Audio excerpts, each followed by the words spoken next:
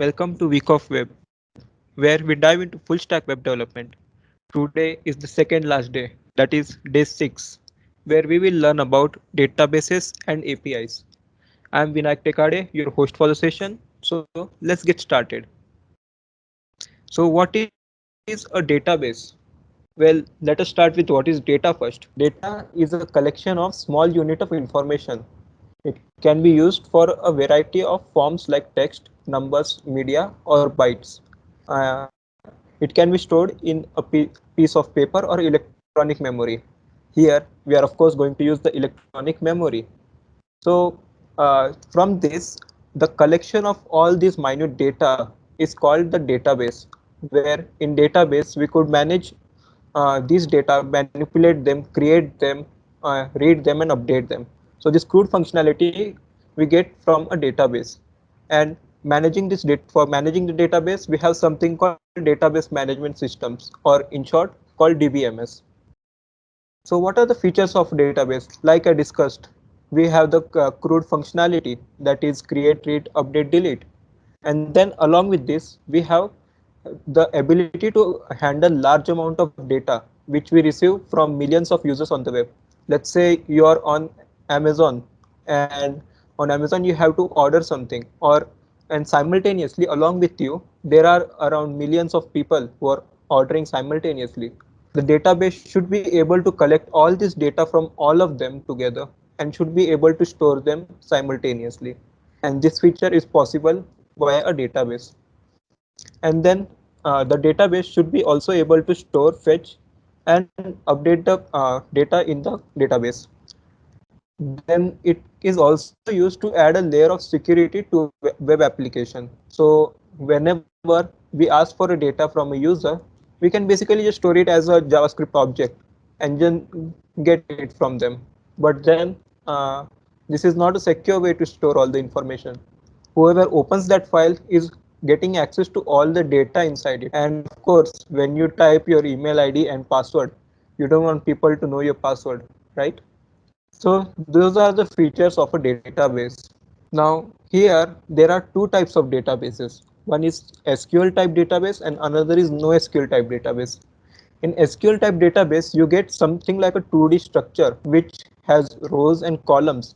So we have this table which is a planar object, and in this planar object table we have rows and columns where rows define the values of each element and columns define the properties of each data element. And this data could then be interrelated using some relations. We could manage IDs of both the tables. Let's say you have a subject and a student relationship. So a student can have many subjects which he is studying in his current year, but a subject could also have many students which are being studied by many students in the college. So all these things can be used, many to many relationships can be formed, one to many could be formed. All these relationships could be formed in SQL type databases. But NoSQL doesn't care about relationships at all. It basically, in SQL, if we talk about SQL, there is a term called normalization, where uh, duplicate data, having duplicate data is not a good thing. But in NoSQL database, we are free to use duplication of data. Why? Because there are no relations between this. So let's say there is an author and he is writing a book. Then the book can have the author name in it, and the author is already having his name in his attributes. So these two data are present over there, and hence we could relate to each other. And this is not only planar. This data could have any number of replications, and this let's say this also is connected some way to this element. And then what happens is this also will have something which is duplicate with respect to its properties, and then it could relate to each other, and like this all the relationships could be formed, but we don't have to mention it specifically. We can directly do it by writing in the backend. So that is the difference about SQL and NoSQL type. SQL deals with table type databases, NoSQL deals with node type databases. In today's session, we will be learning about Firebase. So what is Firebase? Basically, when you run a website, what happens is there is a client side and there is the server side. So client and server is connected via HTTP.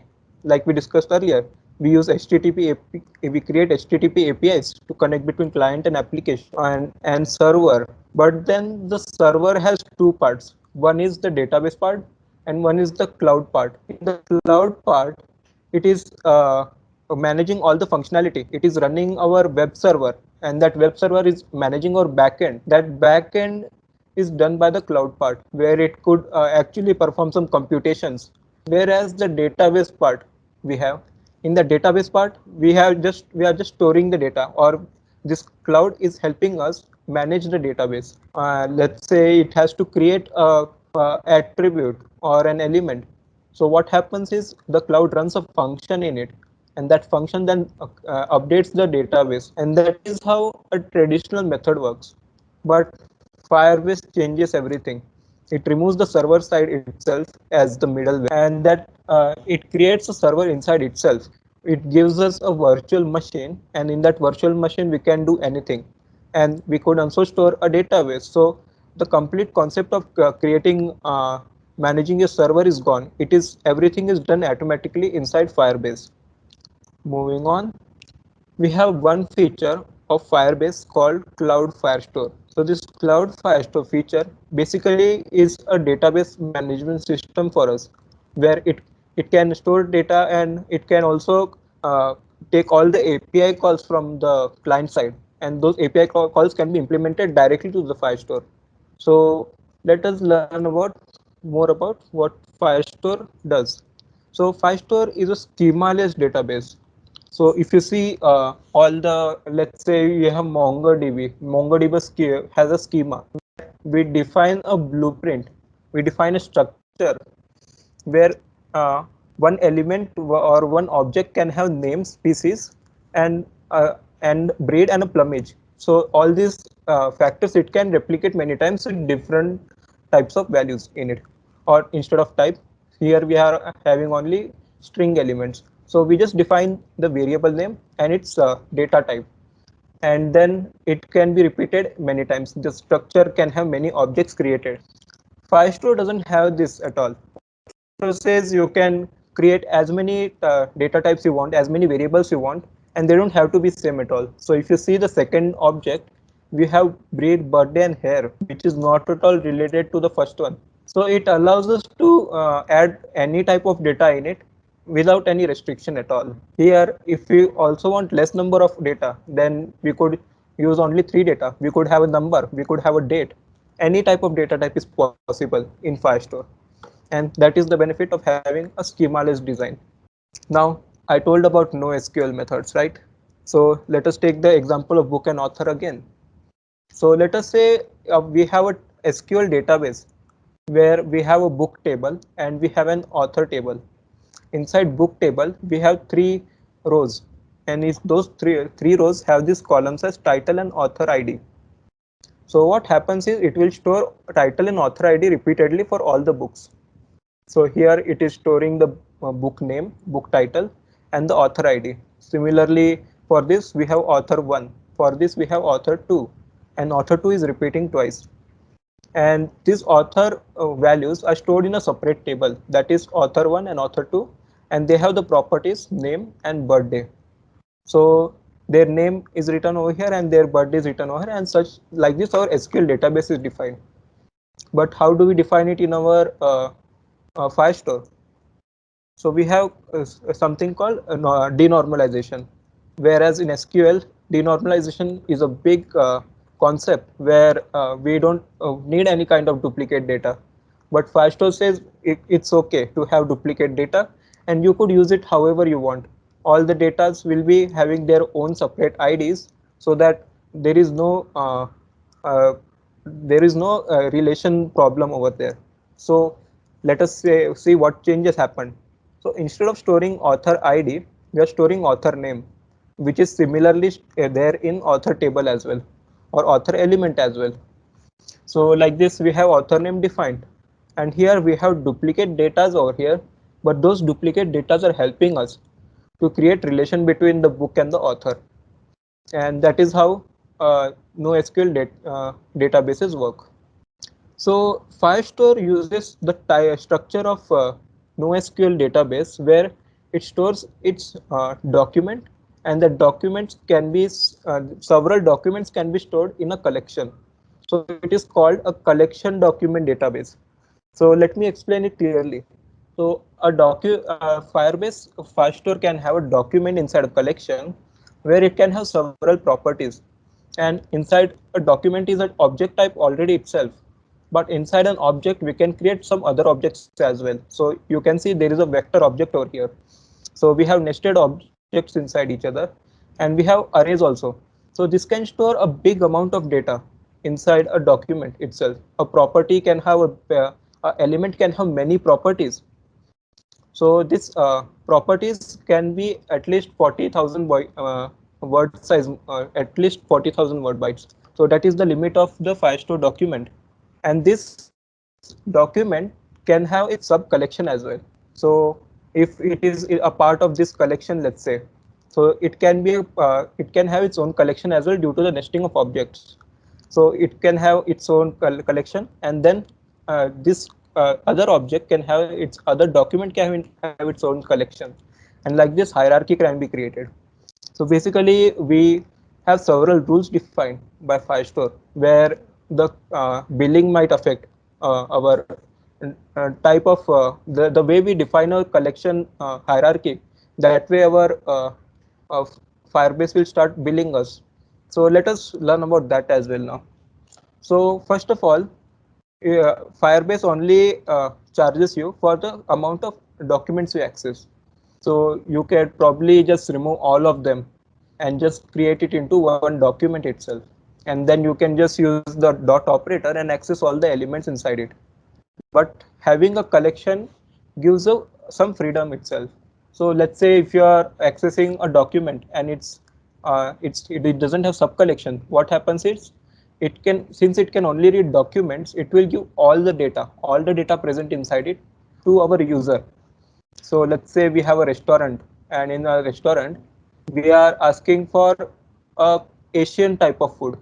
So what happens is you are accessing the restaurant menu, but instead of giving you Asian types of food itself, it is giving you all types of food, which the user doesn't want. So that is not a good thing here. So what happens is we can create a sub collection, and inside sub collection we can create several types as well. So instead of having one document, we'll have two documents. So we might be charged more, but our speed will be faster in this case, since we don't have to load so much data. So that is the rule about, we have one basic rule of Firestore.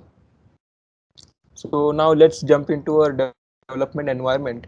So yesterday we discussed about HTTP node in Node.js. We learned about how to create HTTP servers. So today we will be using Express.js to simplify what we wrote yesterday. So I'll open VS Code now. So yes, let us directly make changes to our application itself, which we had since our second day. We were building a to-do list application, right? So in our to-do list application, our website is currently totally static website. That means only front end has been added as of now. So let us add backend to it now. So to do that, I'll first of all create inside our root itself, I'll create a index dot. Okay, I'm not in the public. I don't want to create it in the public folder. I want to create it outside the public folder. So I'll create index.js file here. And remember how we initialize npm in our repository? We just type npm init. One feature I would like to tell, which I didn't tell yesterday, was we had to fill our form where it was asking for all the information to us manually. But what if we need all the default values?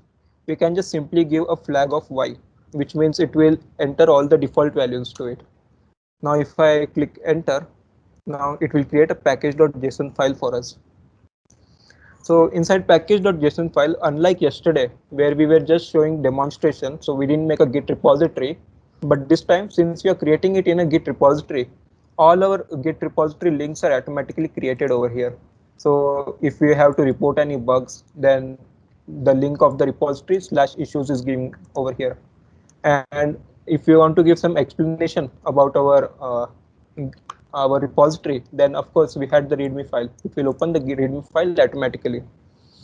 And then, as usual, our main file is the index.js file, where our server will be created. And today, since we are going to create it as our Express app, so we'll install Express first. So let us install all the apps together this time. So we need Express, we will need EJS, and we will need Firebase as well. We'll need Firebase admin over here as well. So when I click on enter, okay, I have to give the command install first before adding the package name. So I'll put npm I stands for install, and then I'll tap on enter. Now let us wait for all the files to be installed now. It is giving me the error operation is not permitted.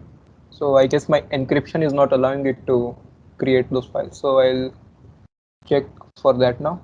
All right, so EJS and Express got installed. So we need to look for Firebase admin. So let us search for that on our npm project itself. Our npm website itself directly.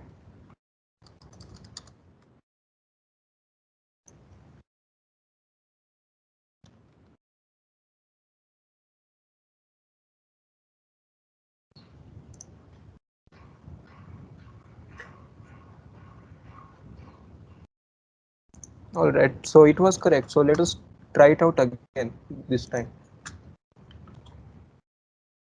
Yes, so it worked. So now if we check our package.json file, we will have EJS installed, Express installed, and Firebase admin installed. And now you may be asking, what is EJS? So EJS stands for Extendable JavaScript, which we are going to use to implement in our HTML files. So instead of using the HTML files itself, we'll be using the EJS format. So in this format, since HTML cannot be edited on the run, so NPM is HTML is a text type. So what happens is, since it is already running, we cannot edit the file. But EJS allows us to edit the file on the while it is running itself. So when we store it as EJS itself, we can write JavaScript in our HTML so that dynamic loading can happen. And then Express is a framework for our Node.js application. And then we of course need Firebase for our file storage itself. So now this step is done. Now let us create our project in Firestore. So moving on to Firebase. So to access our Firebase admin settings, what we could do is we can go to console.firebase.google.com over here. So if you're going here for the first time, it will ask you to sign up for some license and all. After accepting the license, you can go here and create a new project. Let's call it Week of Web over here.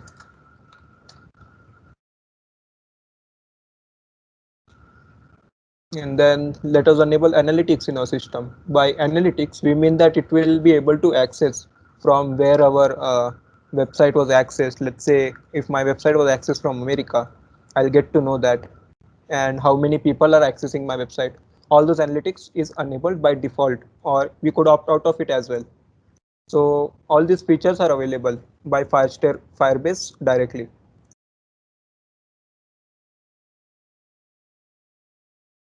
Now it will create a project for us. So Firebase is directly allocated to Google Cloud Platform, but we don't have to actually go into Google Cloud Platform. It makes it easier for us so that everyone can make their websites faster without the hassle of using Google Cloud directly. So Firebase is somewhat good in that sense. But if you need more control over your application, then of course Google Cloud Platform will be needed.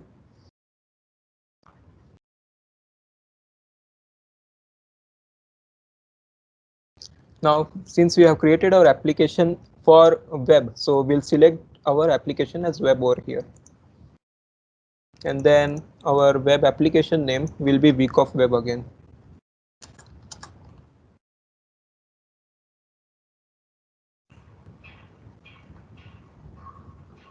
and then it will create SDKs for us. For now, we won't be using this SDKs. We'll be instead using the other methods of service account. So I'll show you that now. So when I go to the settings of the project and then I click on service accounts, it has already created a service account for me since I clicked on setup for me automatically. So now I can just simply copy this and paste it in our application. So let us do that now. So here I can now I can create a new file itself called db.js.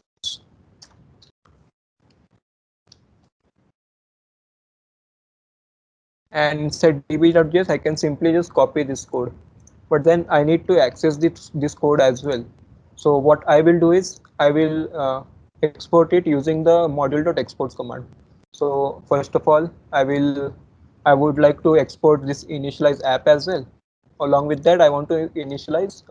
I want to have Firestore initialized as well. So what I will do is I'll export both of them.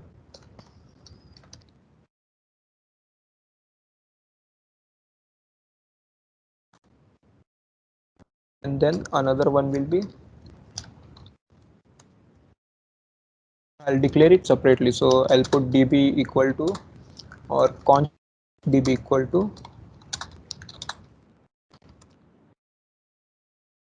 admin dot firebase admin dot firestore. So with this, our Firestore will be initialized for us. But here we also need the service account, which will have all the secret API keys which we shouldn't reveal to others. So that's why it's creating a separate file for it. So what we'll do is we'll now get those from our Firestore. So on clicking generate new private key, it will create that for us. And then this file we can rename it as service code. So give me a second.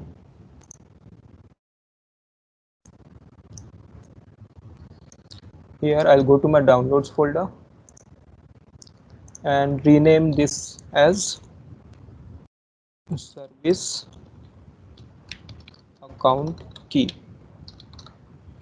and then I'll copy it to my, or I'll paste it to my directory, working directory.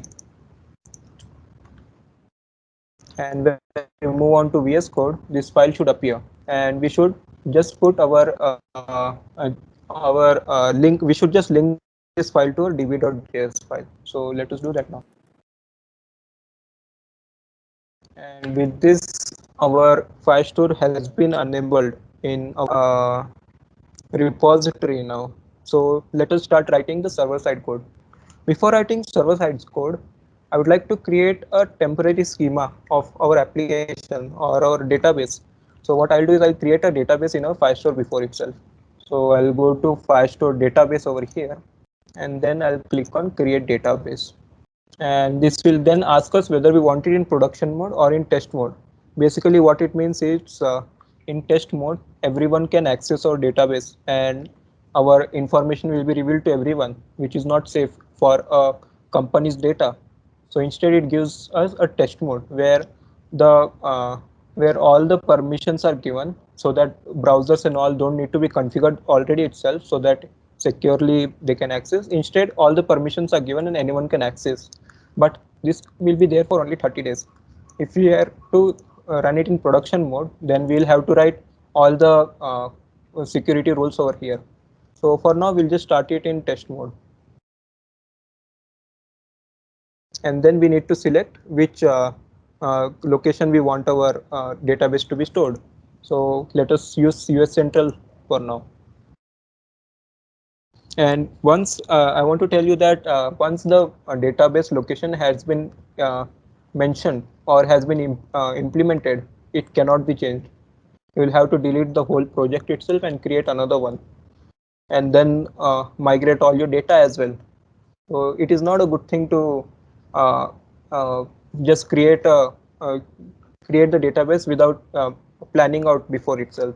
So for now, but we are just testing everything out, so it's all right for us now. So here we'll start a collection. We'll name this collection as to do, and then we'll click on next. Firebase has auto ID generation built inside it, so we don't have to create an ID variable every time. So we can just press on auto ID, and then this field name could be called task. And then let's give it some value. We can select the data type we want as well. So all these data types are available in Firestore directly. So here let's write develop to-do list, or let's just type develop to do okay list, and then I'll click on save. With this, our collection is created. Like I mentioned earlier, we have collection document type NoSQL method over here. So here our first we created our collection on the top level, that is to do, and in the top level we have several, we can store several documents over here, and inside each document all the properties are mentioned here. So since we have a very basic app, we just have one property called task over here, and inside this document we can then start another collection as well to create an hierarchy. And this is all the features of Firestore. Now let us go and implement our server. So our server files will be written in index.js file. So first of all, let's import our Express app. So const express equal to require, we directly look into our node modules folder for Express application or Express package, and then we need to import our Firebase as well. So we'll just type const admin equal to Firebase or require Firebase admin. Then let us import our db.js file as well. So that will be const db to require. Then here we cannot just directly write db here because we don't have it in our node folder, or it is not an inbuilt function in node.js. So instead what we have to do is we have to give it as current directory, and then we can start proceeding from there. So we have db.js over here, and with this then we can initialize our Express application. So to initialize our Express application, I'll just assign it to our, a variable called app, and in app I'll just initialize Express like this. And then I would also like to use configure my Express application as well. So there are some properties which we always use in Express. So first of all, we'll have to mention where are all our static files, and then we have to mention whether our URL is encoded or not, or whether our URL encoding is extended version or not. All these things are by default available in Express, so we can use those now. So let's type app.use and then express dot URL encoded, and then in URL encoded we can pass the object which says URL encoded or not URL encoded extended equal to true. This means that our URL encoding is extended version, and then if we save it, then our URL encoding is defined. Now let us define the public folder, where our public folder is, so that our Express module will know where to look for all the static files, all the front end part. So let us do that now. We can just type app.use again, and in app.use we can pass express.static, and then we can pass in the folder path, but here it is in our current directory itself, so we'll just type public. Then another thing that we will be using is EJS format. So this HTML file, we'll be putting it in a views folder, where views folder means all the dynamic files goes into the views folder, all the static files goes into the public folder. So let us tell Node.js also or Express also to use EJS format as default. So Let us type app.set, and inside set we can pass view engine.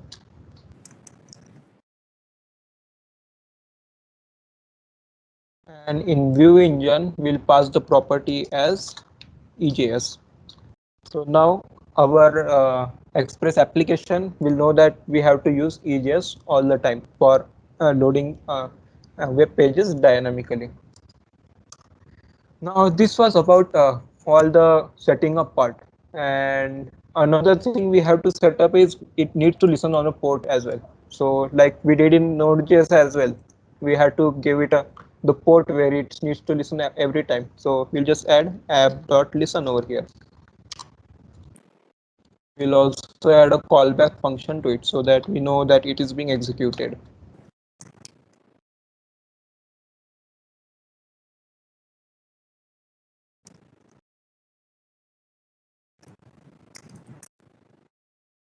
So here in app.listen, we are simply passing the 3000 port, and then we are just displaying that it started at 3000. So we could also use the Node.js's process environment variable to detect which port is actually working, if not 3000, like we did earlier. But for now, let us test it out whether everything works or not. All right. So now, if we now run this application using Node index.js, so we'll get some errors which says address is already in use. That it will say that this 3000 is already in use. So my other applications may be running. So let me close that. Yes, now let us try it out again. And yes, it says that port has been started at 3000. So let us try it out now. If I open the port 3000 now, it will give us a to-do list application which was taken from our static folder, that is public folder, and inside that it will always search for index.html.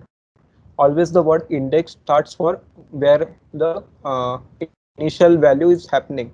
So for let's say our backend starting from index.js file, our front end application is starting from index.html file, and this is the notation used by all the developers in the world. So it has become a norm now. There is no hard and fast rule that we should use index.js only. We can separately mention that you can use another file name, but this is what is used, and hence Node has also implemented it like that to detect for index.html all the time. But we don't need index.html every time. No, we need it to be dynamically loaded using EJS. So what we will do is we will create a new folder over here outside public. I'll type here views folder, and inside views folder I'll create a new file called index.ejs,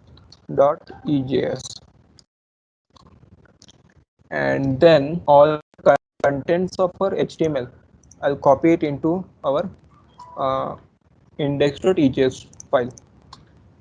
And then our HTML part is ready, but it will still the HTML file, since it still exists, it will always open this file itself. But since we have mentioned here in our Node app, in our index.js, that our public will contain all the static files. So what happens is all our links where we have mentioned style.css or app.js, all of this will still work because it is still searching in the public folder directory itself. So if we delete it, there is no problem here. Now we have mentioned that it is loading all the public data, all the static data in our index.js file, but we haven't told it which dynamic file it should load. So let us do that now.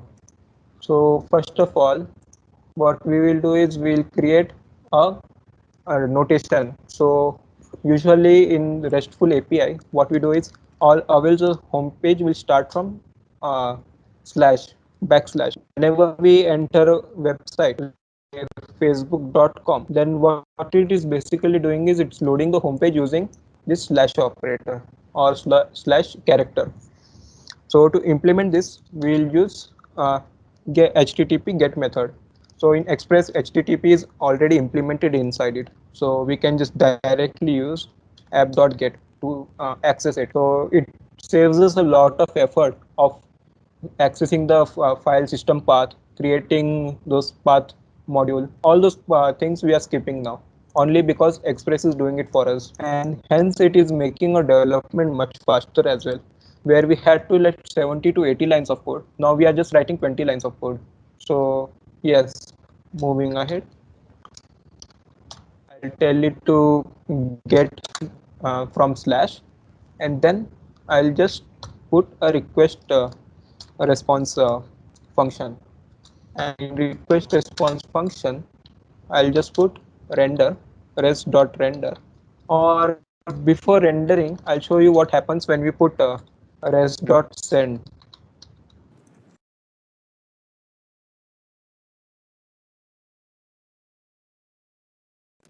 So when I put res.send over here and I put hello everyone,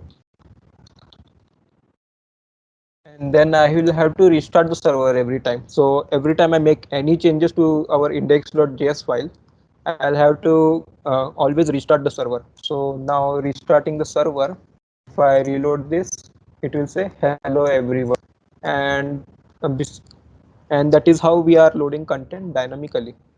Now to load this EJS file, what we could do is we could do res.render method, which will render files. So, and also it is very irritating to, if we even have made some typo, then if we just remove, that won't be detected by the server. We'll have to restart it every time. So to fix that, we have another npm package called nodemon. So let us install that. So I'll type npm I nodemon over here, and then since it is not our dependency of our application to run by itself, our application doesn't depend on it at all. It's just that it is making our development process easier. What we will do is we will just put the flag over here calling it as save dev. That means that this dependency is development dependency, not the application dependency. Then I'll tap on enter. So if you notice our package.json file, here we have dependencies mentioned over here. As soon as this script completes, we have dev dependencies mentioned over here, which means that it is useful for a development dependency. It is useful for our development. Now I can run the server by simply typing nodemon index.js, and it will automatically run the server for me. And let's say I make some changes over here. So in our index.js file, I go and type here s.render instead and give the path of our file. So our file, it is accessing it in the views folder directly. So I can just directly put index over here. And now when I save, it will restart the server automatically, as well as now if we reload, our index.file is being accessed, and this time it is not index.html, it is index.ejs file with all the HTML contents inside it. Now that this is done, now let us see how to implement our database into our application. So since we are running out of time today, I'll just show one method of how to create one API where we could create a task, and then I'll show how it reflects in our database also. So let us do that now. So I'll create one API called create. So app.get, and then I'll put create. And this is not a create method, this is not a get method, this is a post method. So keeping that in mind, we are creating app.post over here, and then creating a request response function.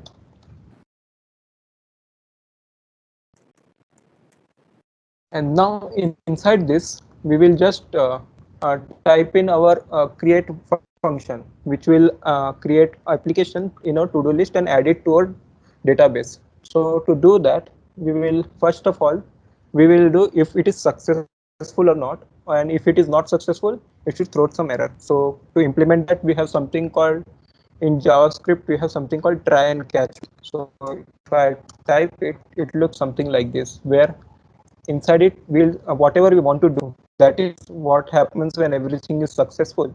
We'll go inside try method, and then when anything fails inside the try method, it will run the catch method and it will throw the error as a parameter. And then inside that parameter we can use the error parameter however we want. So what we will do is we will just console log that error.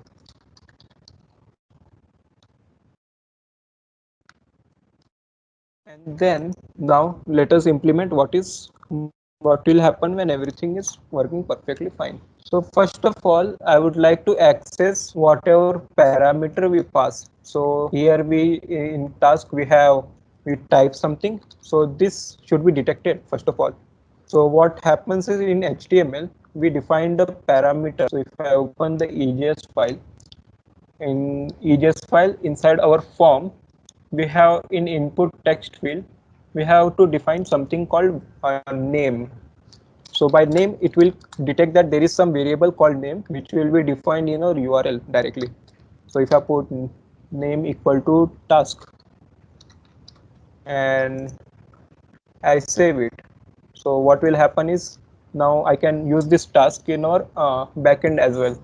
So if I go to index.js and then I get this from request. So in request, always remember that this API, whenever we have something over here, add from question mark, and if I type task over here equal to some string value defined over here. So let's say some task is defined here. So this is basically what a URL parameter is called. Inside URL parameter, we have a variable that is we created using the name attribute in our HTML, and then the value is defined when we type here something and then execute the function. So this value is then grabbed like this. So if I go back, I can just simply type, let us store this into data variable. So I'll just type let, because this value we may need to change later. So let us use let to be safe here over here instead of constant.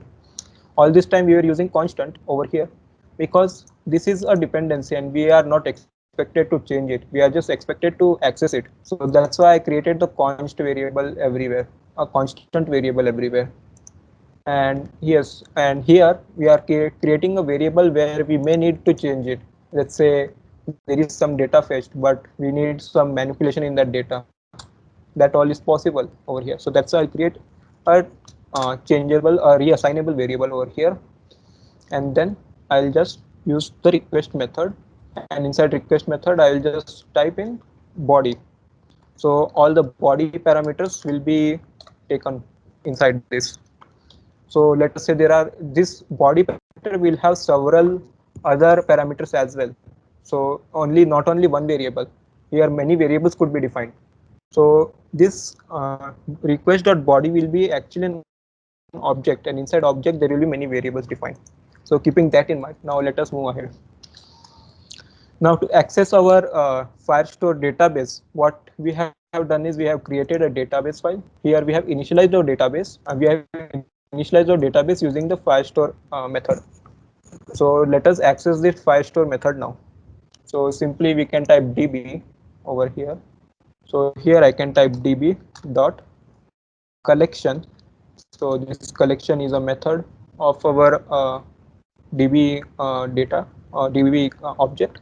And inside this, I can just type in the collection name which we defined in our Firestore. So moving there, what I have defined the name as collection, I defined it as to do. So let us write to do over there to access this to do collection. So to do over here, and then I'll just type add. What this add functionality will do is it will add document, a new document to it. So what should be added in the document? That will pass as an object inside it. So inside this object we'll create a variable called task. So because we had a task over here defined, right? So this variable over here is task. So we always need to use the same itself. This is what we did while making a schema for our reference. Even though Firestore doesn't provide a schema-less access to everything, but for our reference we created this schema. And this is always a good idea to go ahead because we need a plan. we need to plan our database properly. So can create a task variable over here, and inside this task variable, we need to access the thing which we have typed in our front end itself. So if we go here, we have name defined as task, but this task is an part of the object of the body object. So what we will do is we'll pass it as body.task. So now let's do that. So here we have request.body already defined. So we'll use data.task. All right. So it will now take all our data over here. So that is the single variable we have. We can pass few more variables here if we need any. So let's say there are five parameters passed inside our request URL, and in that we need two of them. So we can define two of them over here using the same name we have over here. So we have task mentioned over here. So that's why in HTML we have task defined. That's why we're using the task over here. Now moving on, it will add something to our, it will add whatever we type in our HTML to our database now. But then after that, nothing will be visible to our page. So to avoid that happen, what we will do is we'll redirect it back to our home page. And also to whether the task was successful or not, I'll just console log our a message over here saying that this task is added. New task added. I'll type that. And using this, I can then redirect us to home page again. All right. So this is now implemented and server restarted automatically as soon as it's saved. So let us try and see what happens now. So let us type here. What do you want to type as a task now? Tell me in the chat box. All right. So you want to play GTA 5? Let's do that. I'll type play GTA 5. Anyone else wants to add any task to a to-do list? And then with this, it will redirect us back to our home page. So let us have some more data in our database. So I need one more suggestion. Till then, I'll make a change. See, in our server itself, we had to get something output as new task added, which didn't happen. So let us see whether it worked in our database or not, first of all. So moving on to our console Firebase, I'll check whether a new data is added.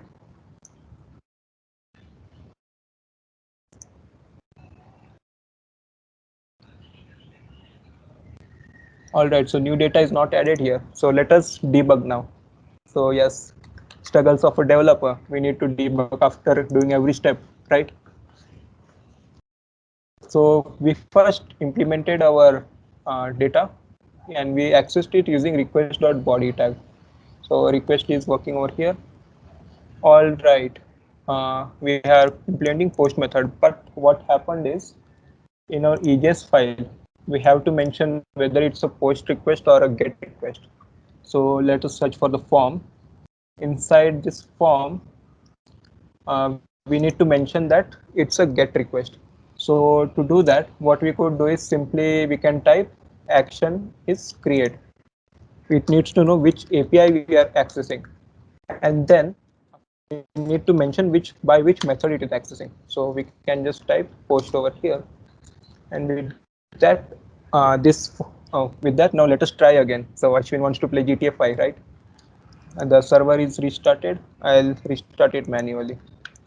All right, this has hanged for now, so I'll just restart the terminal itself.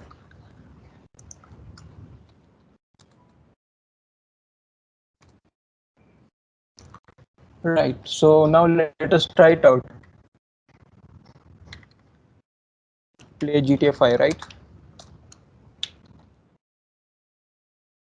As soon as you click enter, you will notice that our task variable has been passed over here. And then when I click over here, I have to reload.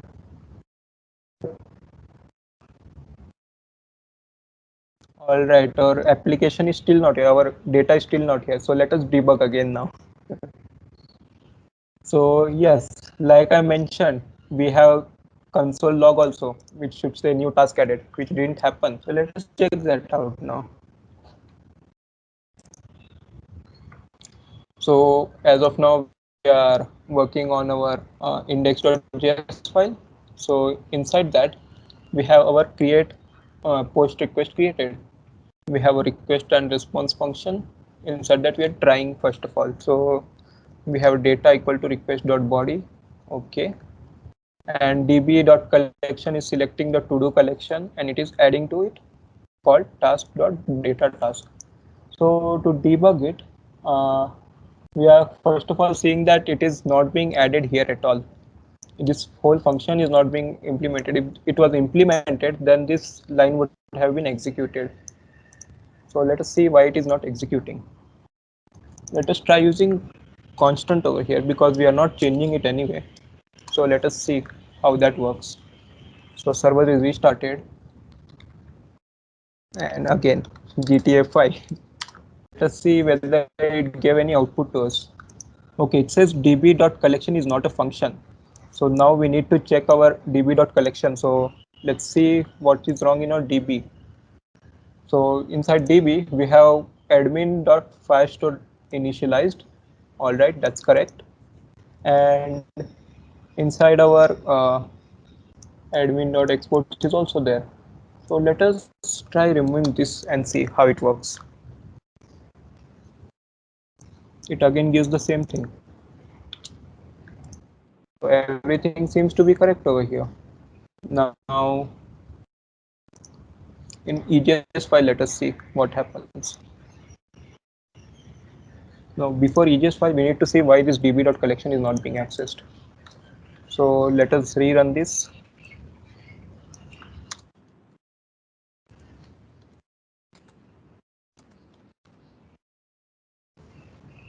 It seems the to-do list doesn't want Ashwin to play GTA 5 today. So we have to fix that, right? db.collection is not a function. So let us check this function first of all. Are we importing correctly? Yes, we are importing db. All right. So let us try another method. Instead of importing, let us see what happens when we directly put this itself. So admin.firestore, let's use that. So now let us go to index.js and instead of db.collection, we'll put admin.firestore.collection. Okay, that is also not collection. So something else is wrong. db.collection is correct. Yes, correct. I found the mistake. Okay, does anyone want to say it before I mention it in the chat? db wasn't exported, that's correct. We mentioned db.exports, but we didn't give it what it should export. So we should export it as equal to db itself. Now let us try running the application. Let's hope it works. Let's see whether Ashwin can play GTA 5 today. And with this, we have new task added. Voila. So our function worked properly, but did it add the data to a database? To check that, we have to go to Firestore.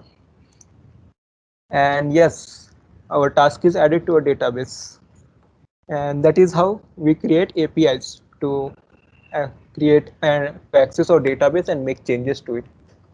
So in the next session, what we will do is we'll get this data from a database and try to implement it to our front end itself. So we have created EJS file today, and EJS file I'll show you how to use the EJS file to create a for loop over here, so that we don't have to create new list every time. We can simply just create a for loop and it will execute it will search for values in a database, and then it will automatically run that for loop to create all the our list automatically. Then before that, okay, would you guys like to see how we can access at least the object? So comment yes in the chat box if you want me to show you how to access it. All right, I'll do it. So in index.js file, we'll create another API to uh, to get all the data from our database. So before doing that, let us add some more data to a database so that it's clearer. So give me some tasks for now. I'll put go for a run. I'll replicate this data.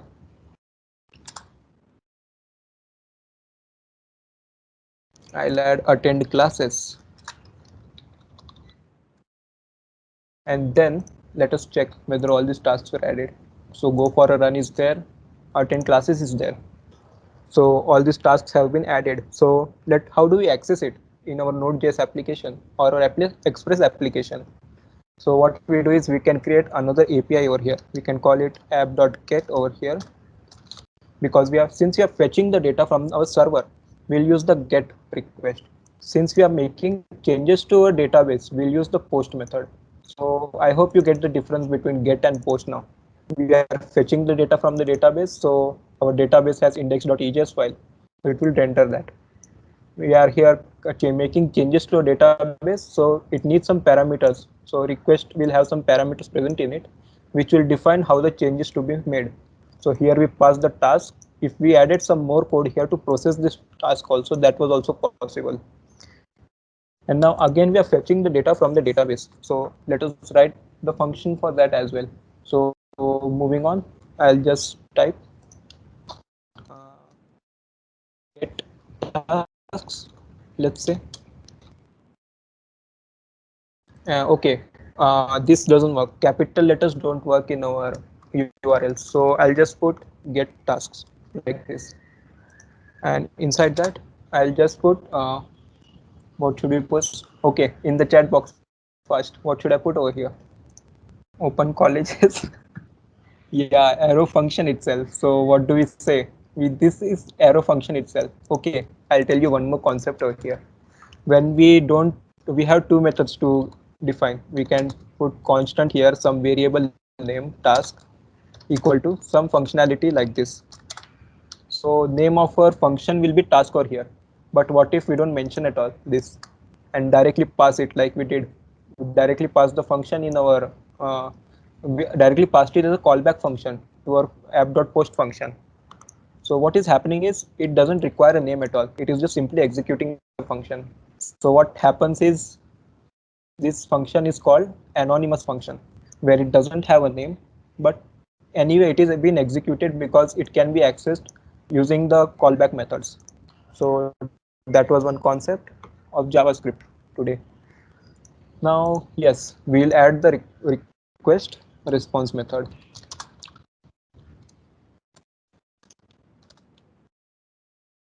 And before we do anything, we will first need uh, something to store our we'll need a variable to store our data which we are fetching from the database. So first of all, we will just create, let's say, task list, and then inside this task list I'll just define it as an empty array where it will keep storing the data. And then again we'll access our database, and I will access our collection, which is to do. And inside this to do collection, we will use something called get. So yes, we are getting the task. So get. We can also run some queries where we could type where and everything over here and pass other parameters here. But we just simply need all the items present in task present in our database. So we'll just type in get, and then if it gets something, then what it should do. So yes, then what it should do. So we'll just type then, and inside that we have something called snapshots, where what do you mean by snapshot? You capture a picture and that is called a snapshot. So during that time you looked something like that, so that means that is the meaning of snapshot. During this time, how the database is looking, just give me a snapshot of that. So we'll pass that snapshot over here, and this snapshot will be uh, as an argument to our anonymous function. So I made it wrong over here, so I'll correct it. Inside that I'll add snapshot, and this function has a parameter snapshot where it is using the snapshots to get the documents. So I'll put snapshot dot documents. So here docs are here, and the docs is an array over here. So what we will do is we'll type in the for each method over here. So this for each method, inside this for each, will access each and every document. So that document will type in over here, and this document will then fetch all our data into, it will store all our data into a task list array. So like that we'll be able to store all our data into task list. So I'll put task list dot push. So we have a method called push which pushes the element to the last element of the array. Since this is an empty array, it will start from the first index itself, the 0th index itself. So I'll put push. What should it push? It should push doc.data. So this element, which document which he has accessed, that one document should have some data defined in it. So that data will access over here. And then we'll just save this. So what I actually did here, so we first had a snapshot. So what will a snapshot do? I'll show you in the console itself. So this snapshot will capture this to-do list with all the documents it has. And this collection is basically a collection of all these documents. A collection is an array over here. So we need to access each and every array independently. So that's why we run a for each inside it. And then each document, we are accessing all its data. That is how we are accessing. And that data is being stored in our task list array. That is how our functionality is working over here. So now if I show you this, in action, so let us run get over here. Okay, what does the server say? Let's console log something here to know that whether, oh yes, I stored it in the task element, but what I didn't do, I got the request, but I didn't give the response. That's why it's stuck in loading screen itself. It is loading continuously. It doesn't know what to do now. So what we will do is we'll define what it should do after that. So it has stored all the task list. So we'll just simply display the task list for now. All right. In the next session, I'll show you how to use this task list to load all our to load it in our front end directly. So I'll show you one more method now. We have respond.json. So we can directly get the JSON file, and then we can just put task list inside here. So what it will do is it will display all our elements as a JSON file. So if I go here, yes, it already loaded it for me. So we have an array. This object, this JSON file has an array which has this data inside it, and that data has only one variable, that is task variable, which has this property. And that is how we access all our JSON, how we access the JSON from our server or our database. Yes, that is it now. We have 3 APIs created. First API renders the home page. The second API creates the task for us, and the get API creates gets all the elements, all the tasks written. I guess this is all we will need for our to-do list application. No, we will need another functionality where on clicking this button, it should delete this item. So another API we'll have to create where it will delete this element from the list. So tomorrow we'll do that. And along with that, what we'll do tomorrow is we will host our application on Heroku. So as of now, I'm running it on my computer. It's not visible to you at all. If you type localhost 3000, okay, I had these doubts earlier as well. So what used to happen is people used to see my demonstration, and what they used to do is they used to add localhost 3000 in their computer to see my work over here. But that's not how it works. How it works is it will create a server on my computer itself. It will create a local server. That's why the local host name is there. And that is only accessible by me. So right now I'm testing the application. That's why I'm using local host as of now. If you are testing in your computer, then you will have to create a server for yourself as well. But so to make this local to remote or public so that it is visible to everyone, we'll host it on Heroku, which will give us a domain. And using that domain, you all could access this website. And that is how I'll do that. I'll tell you tomorrow. So with that, we are done with writing effective APIs in Node.js. We learned about how Express works.